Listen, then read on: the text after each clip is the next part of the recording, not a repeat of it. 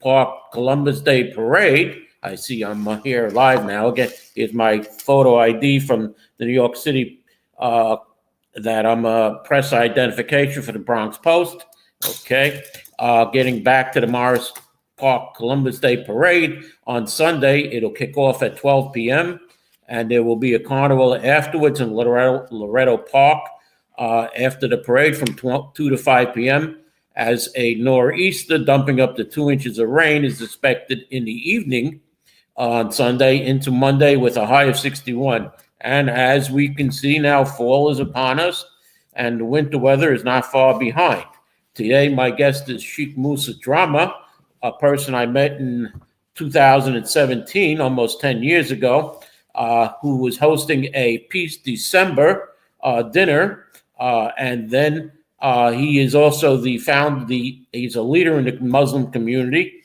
He's the founder of Muslim Media, and he hosted a 14th Congressional District debate in 2018 where I was the moderator, and that debate seems to have changed the course of the race, which then Congressman Joe Crowley was beaten in the Democratic primary by challenger Alessandra Ocasio-Cortez, now known as Congresswoman AOC. Sheikh Musa is currently a faith advisor to current Mayor Eric Adams and was supporting Mayor Eric Adams until he announced he was ending his re-election bid for a second term as mayor of New York City. Sheikh Musa has a special announcement for this show that he would like to say about the new mayor's race without Eric Adams. So can we bring on Sheikh Musa so he can make his announcement? Okay. Good morning. Good afternoon, Sheikh Musa. I know you're a prominent Muslim leader. You were endorsing Mayor Adams, who used to run commercials until he dropped out of the race. And I understand you have an important announcement. Absolutely. Thank you, Bob. And thank you, Mutiu. Thank you for having me here today. I am extremely excited and honored and privileged, to be making an official endorsement for our next mayor, and that is none other than Honorable Curtis Sliwa. I have admired him since I came to this country almost 40 years ago. I always love him and his dedication to improving the quality of life, especially in the neighborhoods often neglected by elected officials. And I always admire his bravery, his boldness in facing challenges, even some of the most difficult, circumstances. But I never saw him as someone in elective office until now. Now we are facing what can be termed as existential threat to the choices that we have now for our next mayor. And, transitioning from supporting Eric Adams to now supporting, Curtis Sliwa for mayor was so easy and no difficulties at all. And I am excited on your show to announce that I, along with several of my colleagues, have now officially coming to the candidacy of Curtis Sliwa. Okay, now, former Mayor Rudy Giuliani, who basically Curtis is in the same situation that Giuliani was when Giuliani ran for mayor in 97 and won.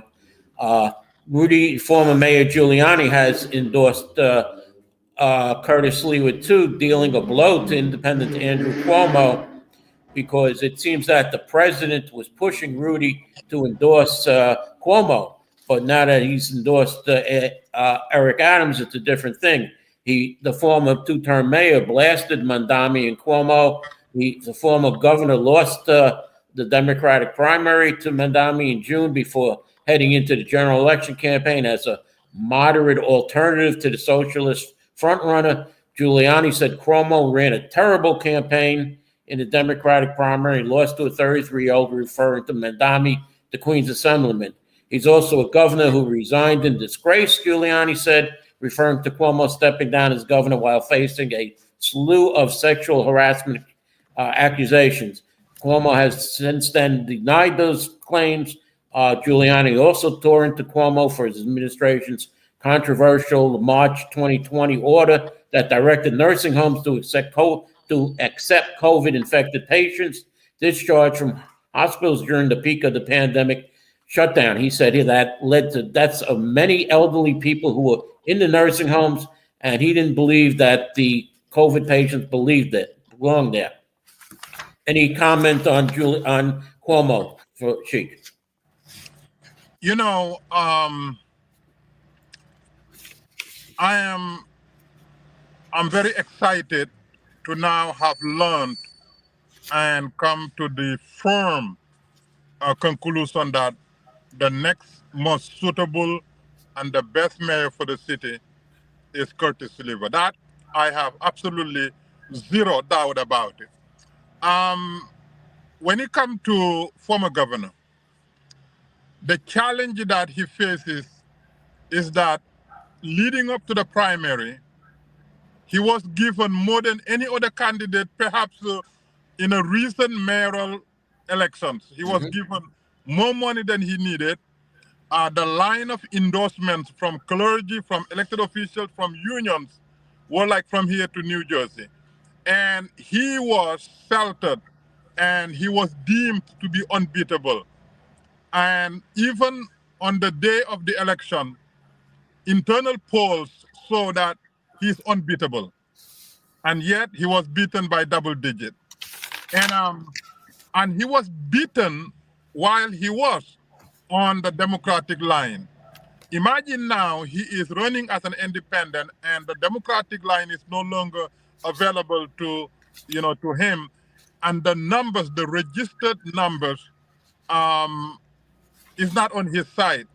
And for that reason, I think he will have a very, very tough time, to fix what was wrong during the primary and to convince, more people to come to his side. I know that those who support Mamdani will not migrate to him.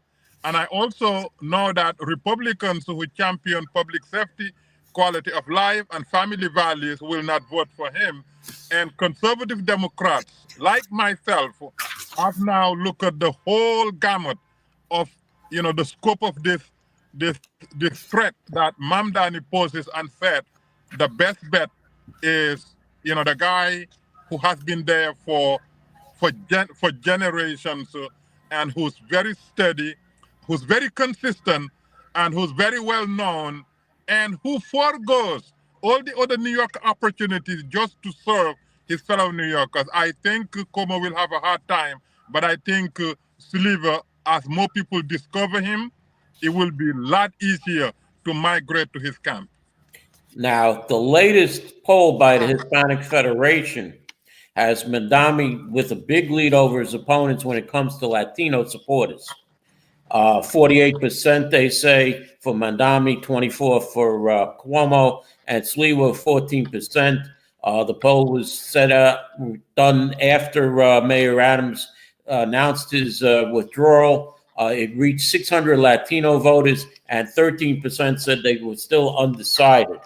Now, there were 21 pages of questions. The poll claims to have asked 600 people. This is the poll right here from the Lake Research Partners. You could see some of the different questions now.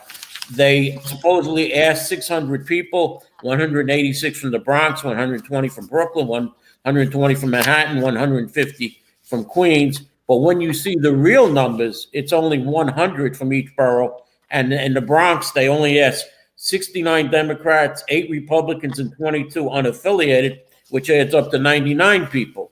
Now, again, when I look at these polls, I look at the back of the polls with who they're asking. And of course, when you're asking 70% of the people who are Democrats, 7 out of 10 are going to say they're supporting a Democratic candidate. Then on this poll, there were like question 10. If the election was for New York City mayor was held today and the candidates were, and they say to randomize them, Democrat Zohar Mamdani, Republican Curtis Sliwa, Independent Cuomo, and Independent Eric Adams, for whom would you vote or are you undecided? Then they say, would you support if the person's undecided, well, if you had a vote today, who would you vote for? And then they said Adams voters were re-interviewed after he dropped out, but there are only zeros for Adams with no numbers of what he originally had. And 10 questions there are policy questions, which describe that the person was asked to choose from who will protect migrants, who will protect New Yorkers from government overreach, to sharing my values, creating better jobs, among others in 21 pages. And it's interesting because question one is, before we begin, I need to know if I've reached you on a cell phone. If so, are you in a place where you can talk safely? If not, a cell phone asks, do you own a cell phone? And half of them, it depends on an average, 52 people said, yes, I can talk safely. Others had a different answer. Then the second question, just to make sure we have a representative sample, are you from a Latino, Hispanic, or Spanish-speaking background? And question three, this will be the last one I'm going to go, and please tell me which one or more of these racial or ethnic groups you identify with. It says randomize the choices and multiple responses. If other biracial or multiracial, prompt which two of the three or these do you identify with the most? And it has white, Caucasian, Black, African American, Asian, Pacific Islander, Native, Indigenous American, Middle Eastern, North African, other, and Latino Hispanic. And then it says terminate question two if not one, meaning that if they can't call, if they can't talk safely. So half of them people are already eliminated. And question three, if not three, which is the Latino or Hispanic situation. So right there, they're taking out a lot of people from this poll. So, this is what I say. You can't trust the polls. They're actually asking Democrats to make sure they get a Democratic name. And there's a little more about the mayor's race, but I think we have another important piece to talk about. The peace in Gaza. Would you like to say a few words about what's happening? Because Donald Trump on Tuesdays is talking about the tentative Israeli-Hamas peace deal, which could come in a matter of days, which means by the weekend, they say. And Trump said he will make a trip to be there for a ceremonial signing in Egypt. He doesn't want to go to Gaza. He'll likely go to Israel and Egypt on Sunday and Monday, but not to Gaza. Any words on this proposed peace in Gaza? Yes, absolutely, and thank you for including it into this, important announcement of endorsing Curtis Sliver, because they are all in line. From former President Obama to our current governor, I have read their statements, and none of them really give credit to the current president. Now, I think what is going on in the Middle East, Holy Land to be specific, should never ever be a partisan issue. This is a humanitarian issue. And this is a defining moment that we found ourselves in, where failed U.S. presidents are now, being pretty much exposed. Whether you're Republican or Democrat or independent, it really does not matter. Credit must be given to President Trump for doing what his predecessors could not have done. Gaza, in the last 2 years, Hamas did what no other terrorist organization did in Israel. They inflicted the worst casualties to Jewish people, the worst attack to Israelis, according to the numbers since the Holocaust. And Hamas should never ever enjoy any type of shelter, protection, allyship, or any type of recognition from any segment of society, because we, the pro-Palestinians, pro-two-state solution, pro-peaceful coexistence, recognize that there's a legitimate Palestinian cause. There is, a goal to be achieved, which is two-state solution, so that whether they are children in Israel or children in Palestine, they all live in safety, in security, and they all can look forward to the future with a bright, bright, bright future ahead of them. And so what is developing now out of Trump's Gaza plan should be welcome, should be Imagine a media platform that reshapes the conversation, empowers your voice, and redefines the Bronx community. Bronx Post, changing the reality, changing the narrative. For businesses, politicians, and government agencies, we offer targeted advertising solutions that drive results. Amplify your message. Reach the heart of the Bronx and beyond. Our platform connects you to the community. Learn more. Email info@bronxpost.com or call 718-892-5555. Visit www.bronxpost.com for breaking news and updates. Bronx Post, changing the reality, changing the narrative. Okay, I'm glad you're still with me, Sheikh Musa. I believe the Bronx Post is your paper that I write for. Am I correct in that? Mr. Producer, can we bring him back? Sheikh Musa, I believe the Bronx Post is your paper that I write for? Yes, it is one of our newspapers. And what are you looking for in the Bronx Post? You know, Bronx County, for God's sake, is part of New York City. And for as long as I'm here, it has not been dealt in the way that it must be dealt, meaning that the privilege, the power, the safety, the economic activity, the educational attainment, you know, everything that New York is known for, Bronx is not part of it. And we're tired of it because, yes, Bronx was burning, but Bronx now is building. And there is a new attitude, there are new demographics, and there are new developments, and there's so much positive, you know, development in the Bronx, so much experience, so much excitement. You know, we are, you know, more than a quarter of a Greenland.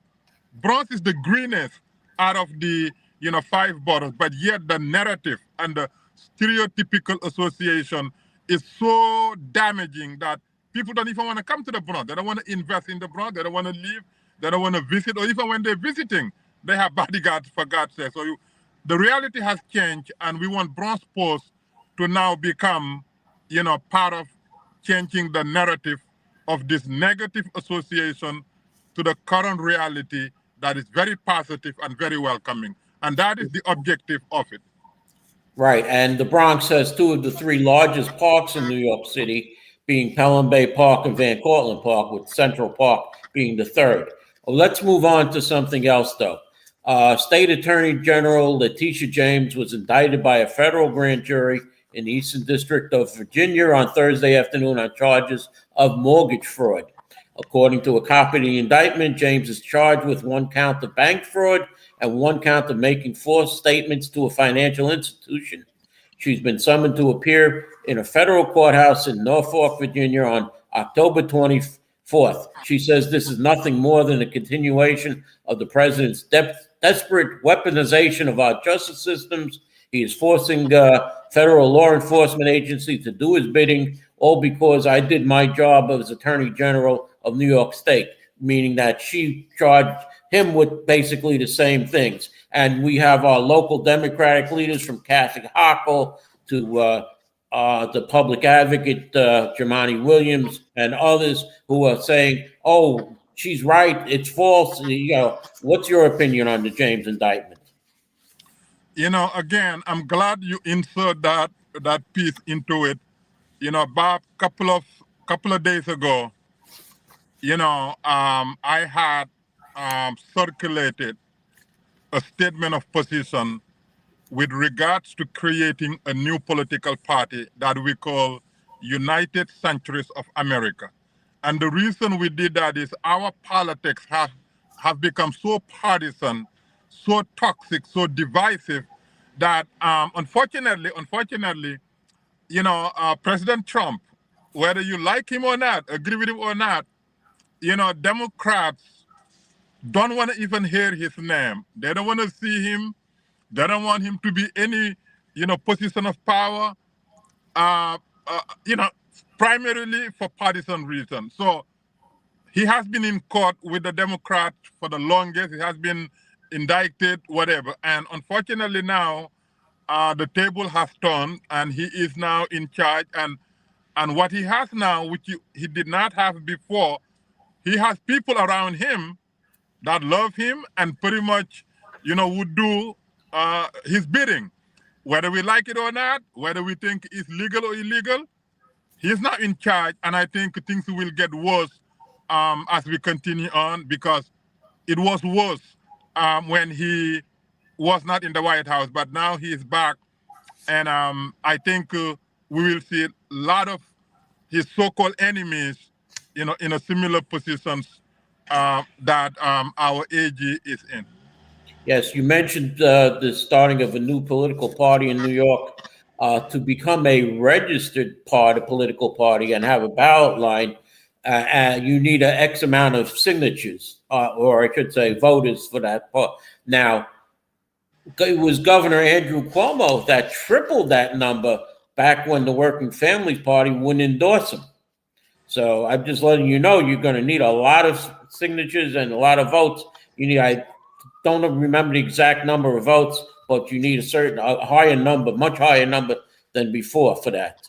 I want to move on to the National Guard going into Chicago. Now, first, the federal judge okayed it. Now, a second appeals court has put a hold on it. It seems that the governor has sent troops in these, or is going to. It's the fourth deployment of National Guard troops.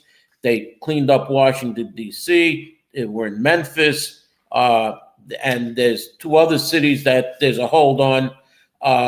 Now, we have National Guard troops in New York City subways. And Governor Kathy Hochul says, I don't want any National Guard troops in New York City. Is that kind of hypocritical of the governor? Or do you think that we need National Guard troops to help? Because in the Bronx, we're getting murders almost every day. Lots of other crime, because our police precincts, the 45th and the 49th on the east side, are understaffed. We saw what happened in the 47th precinct in Haffen Park, of which the Bronx District Attorney has indicted 3 people for spraying bullets all over a park with little children in it. Any comment? Do we need the National Guard? Let me leave the legality of it to the experts. However, about 3 weeks ago, days before the National Guards were deployed in Washington, D.C., I was in Washington, D.C., and I was at the Union Station. And the argument that President Trump made about the need for a safer Washington, D.C., better quality of life, are irrefutable. Anybody who goes to Washington, D.C. can tell you that change was needed.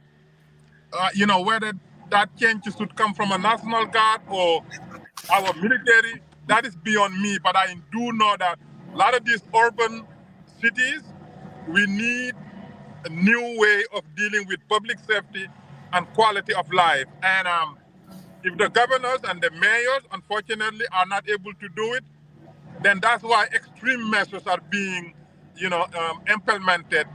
Whether they're legal or not, that is beyond me. But I welcome any measure that enhances quality of life and public safety, so that we will no longer be sitting ducks in our own cities and urban areas. And definitely, some cities do need, public safety greater than what they are right now. Because here, I found it that Bronx District Attorney Darcel Clark announced that 9 people, including a 17-year-old and 2 16-year-olds, were indicted for their alleged involvement with 2 mass shootings on August 23rd and September 1st that left 3 people dead and 7 others wounded. Now, I'm going to switch topics again And I don't know how you're going to take this, but Jasmine Ray, the former director of the mayor's office of sports and wellness and recreation, posted on Instagram last week that she had a hidden relationship with Mayor Eric Adams, which a City Hall spokesman confirmed. It occurred about a decade ago, according to the Daily News. And there's been many other mayors going back to the 1630s, where Mayor Wooten Van Twiller of New Amsterdam, which was before New York City, had an affair. Fernando Wood, the mayor in 1855 to 1857, 1860 to 1862, wound up marrying 3 different women during his administrations. William Gaynor served as mayor from 1910 to 1913. He also had 2 different marriages. William O'Dwyer was married to a switchboard operator at Vanderbilt Hospital. His wife died of a long illness in her bed in Gracie Mansion, and he dated, model Sloane Simpson, who was a pal of Jackie Onassis Kennedy. Jimmy Walker was famous for going into philandering with chorus girls. He later left his wife for actress Betty Compton. We know that Ed Koch, who served for mayor for 3 terms, was reported involved in a long-term relationship where he served in Congress, and he asked that person to leave him because it was Richard W. Nathan, a healthcare consultant, and Koch reportedly persuaded Nathan to find work in another city to prevent a political scandal before he took office, which ended their relationship, which led to Mario Cuomo. He ran against Mario Cuomo, and Andrew Cuomo was the architect of the vote for Cuomo, not the homo, if you remember that. John Lindsay also allegedly had brief alliances, and Eric Adams has been, Rudy Giuliani was dating, having an affair with Judy Nathan while he was married, and Eric Adams has been connected to multiple women, including his partner, Tracy Collins. I'm not going to ask you for a comment on this, but we have the rise and fall of Eric Adams. In November 17, 2020, he launched his bid for mayor on a YouTube video, Rise Up. He won the Democratic primary by about 7,000 votes over Catherine Garcia in July of 2021, and was sworn in as the 110th mayor of New York, January 1st of 2022. There was a state of emergency on October 7th of 2022 as the number of recently arrived migrants in New York City soared. In July of 2023, 6 of his supporters were indicted by Manhattan District Attorney Alvin Bragg on his alleged straw donor scheme. He's been served with a subpoena in July of 24. In September, Sheena Wright and school chancellor David Banks and Philip Banks, their homes were raided by the federal authorities. There were other charges against Adams in 2024. Governor Kathy Hochul announced steps to limit out Adams's power in February 2025. The federal corruption charges were dismissed against Adams in April of 2025. He announced in June of 2025 he launched his re-election in a bid for a rally in front of City Hall. In July of 2025, Mandami won the Democratic primary. And after ranked choice voting, since there were so many candidates, Mandami wound up with 56% to almost 44%. In August, the New York Campaign Finance Board denied him again. And recently, he reaffirmed his running for re-election on September 5th, calling Andrew Cuomo a snake and a liar. Which in a video that on September 28th that Adams dropped out of the race, he announced, and it was funny because it was in a video where Adams sat down. Do we have the Sheik back with us? Okay, well, there you are. Okay, So it's funny that he started his campaign with a video and ended it with a video. Any comments on the mayor's record? I know he's had a very good record of a lot of achievements. The city of Yes, among other things. Some people may like it, others don't. Any comments? Absolutely. Well, the first comment is that he's innocent, and he's innocent of all the charges, and he's innocent. Number one. Number two, he has 65 years record in New York City. He served 22 years honorably with the most powerful law enforcement in the world, NYPD. He went on to represent his district in the Senate, and then he went on to become the borough president of the largest county in the nation, and he went on to become the mayor of the largest, most powerful city in the nation. What was done to his re-election was what I call swift voting. It was not about his record. It was not anything. It was swift voting. In terms of the girl who wrote the book, as we said, I'm a Muslim, but the Christians said, the one without sin, throw the first stone. So, this is nothing new, whether it is true or not. It has absolutely no effect to his character, his reputation, and his leadership. So this is the position that I took with Como, actually, because what was said about Adam in terms of, why would you run as an independent is the same argument that I'm making with Como. If Como was given all the tools he needed, and Como was told you cannot be beat, especially by DSA candidate, especially somebody who's only 33 years old, doesn't have any record, and anti-Israel, and you can also say anybody anti-Israel, anti-Semite, and absolutely you cannot be beat, and then he was beaten by double digit. That was the argument used to say Adam is a spoiler. Let Adam come out. So now Como is a spoiler.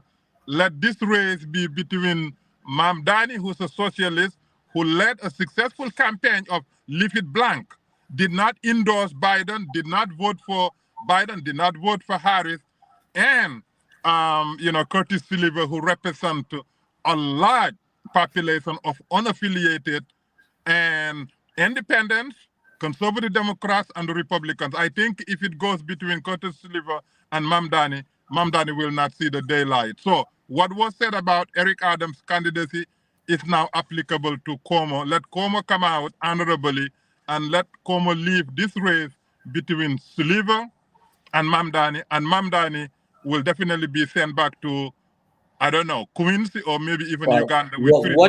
I want to say one final thing, because you stressed your Muslim background. It's been reported that Mondami, and this will be the last item because I'm running out of time. It's been reported that, and factually shown, that Mondami supported he's a co-sponsor of a bill to allow prostitution in New York City. And what is the Muslim feeling about prostitution in New York City? Well, I think, before I answer the question, I also want to say that I am officially endorsing, Christy Mamarato for City Council District 13 in the Bronx. Right. She has done a wonderful job. She's a champion public safety. She's answerable to constituency. She brings quality of life, and she is the real leader to be had and multiplied. So I'm endorsing her. Now, to answer your question for Mamdani, we should ask Mamdani, is prostitution okay in Islam? Is changing one's gender because that's what you choose is okay in Islam? Lot of things Mamdani espouse because of the DSA platform are antithetical to Islam, antithetical to Christianity, antithetical to the Abrahamic faith family. So the more we understand the reality that Mamdani is campaigning on, the worse it gets for him. And that is why I will play a crucial role in terms of making sure that people know, especially the Muslim community, know more about Curtis Silver's platform and legacy, and the priority versus Mamdani. Como, to me, will drop out because Como is an independent, and Como lost already and I don't think he has a chance again, despite of the special interest groups that want to make king out of him. Yes, and Cuomo was running for governor against Carl McCall in the early 2000s and dropped out 1 week before the race because he thought he couldn't win, and obviously looks like he can't win this time. And I want to thank you, Sheikh Musa Drama, for coming on the show. And just read the Bronx Post. It's online. And I will see everybody next week here on Talking Politics. So thank you for watching, and I'll see you next week.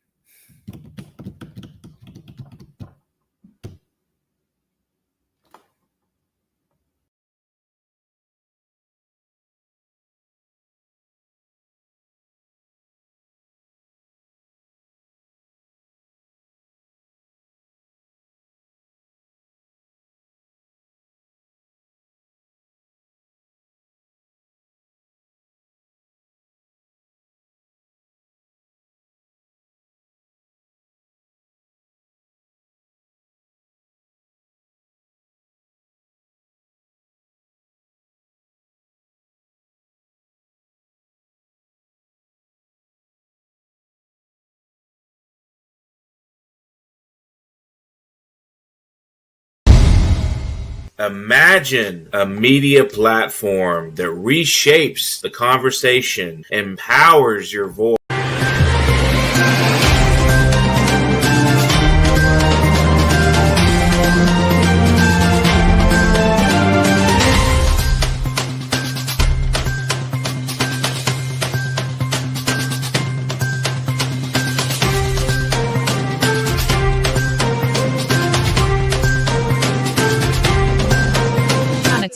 Keep watching.